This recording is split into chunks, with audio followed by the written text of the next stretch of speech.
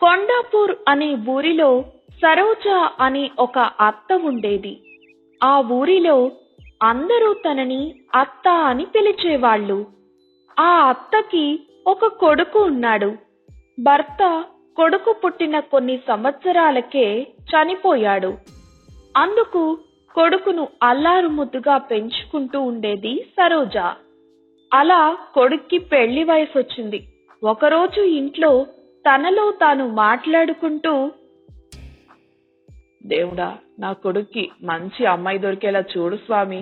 నా కొడుకు నన్ను కాదని వేరే అమ్మాయిని ప్రేమించకుండా నా మాట వినేలా చెయ్యి స్వామి అని మనసులో అనుకుంటూ ఉండేది సరోజ.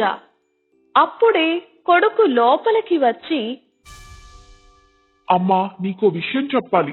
నేను జలజ అనే అమ్మాయిని ప్రేమించాను. పెళ్ళంటూ చేసుకుంటే తనని పెళ్లి చేసుకుంటాను అని చెప్పాడు. అంతే, సరోజ మనసులో ఇలా అనుకుంటుంది, దేవుడా, ఇప్పుడే కదా స్వామి నీకు మొక్కుకున్నా, అప్పుడే నాకు ఇంత షాక్ ఇచ్చావు అని మనసులో ఏమనుకుంటుందో బయట కొడుక్కి కనపడకుండా అనుకుంటుంది. అమ్మా, ఏంటమ్మా ఏమీ మాట్లాడకుండా అలా ఉండిపోయావు? అప్పుడు సరోజ తనలో ఉండే కోపాన్ని బయటకు చూపించకుండా, అయ్యో సరే నాన్న, నువ్వు ఇష్టపడ్డావంటే నేను కాదంటానా? చెప్పు, ఆ అమ్మాయిని ఎప్పుడు తీసుకొస్తున్నావు మరి అని అడిగింది. అలా చెప్పగానే కొడుకు తన తల్లికి నిజంగానే ఇష్టం అనుకొని అమ్మాయిని తీసుకుని రావడానికి వెళ్ళాడు. కొడుకు అలా వెళ్ళగానే సరోజ మనసులో ఇలా అనుకుంటుంది, రే, నా మాటలు కాదని నీకు నచ్చిన అమ్మాయిని నువ్వు పెళ్లి చేసుకుంటావా? చూడు, నీ చేతులతో నేను దాన్ని ఎలా బయటికి వెళ్ళగొడతానో అని అనుకుంది.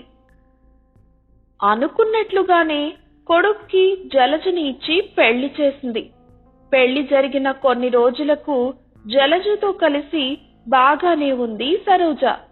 అనుకోకుండా ఒకరోజు జలజ, అత్తమ్మా అత్తమ్మా, త్వరగా ఇట్రండి. అబ్బా, ఏంటే అంత గట్టిగా అరుస్తున్నావు? ఏం జరిగింది ఇప్పుడు? అత్తమ్మా, మీరు నాయనమ్మ కాబోతున్నారు అని చాలా సంతోషంగా చెప్పింది జలజ.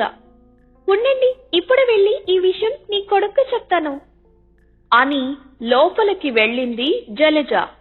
అప్పుడు సరోజ షాక్ లోంచి తేరుకుని, అసలు ఏదైతే జరగకూడదనుకున్నానో అది జరిగిపోయింది.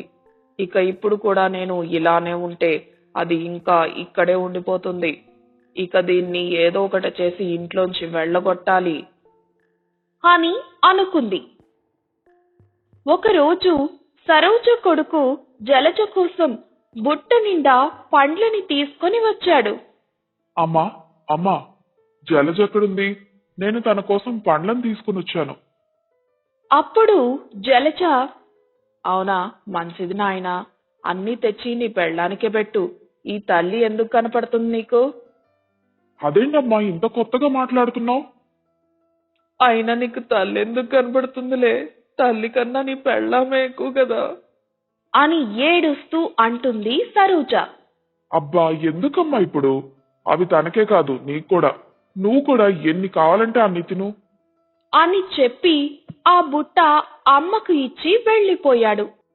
అలా కొద్దిసేపటికి బయటికి వచ్చి, అమ్మా జలజ, నేను కొద్ది రోజులు ఆఫీస్ పని మీద బయటికి వెళ్తున్నా. మీ ఇద్దరు ఇంట్లో జాగ్రత్తగా ఉండండి అని చెప్పి కొడుకు వెళ్ళిపోయాడు. కొద్దిసేపటికి కోడలు జలజ అత్త దగ్గరకు వచ్చి, అత్తమ్మ, నీ కొడుకు నా కోసం పండ్లు తెచ్చాడు కదా, అవెక్కడున్నాయి? నాకు బాగా ఆకలవుతుంది. అప్పుడు సరోజ కోపంతో, ఏంటే నీకు పండ్లిచ్చేది? ఇన్ని రోజులు నిన్ను ఎప్పుడెప్పుడు బయటికి పంపాలి అని ఇన్ని రోజుల నుండి ఎదురు చూస్తున్నా. ఇప్పుడు నా కొడుకు కూడా ఇంట్లో లేడు కాబట్టి నీకింకా చుక్కలు చూపిస్తా అని కోపంగా చెప్పింది. ఏంటత్తమ్మా కొత్తగా మాట్లాడుతున్నారు?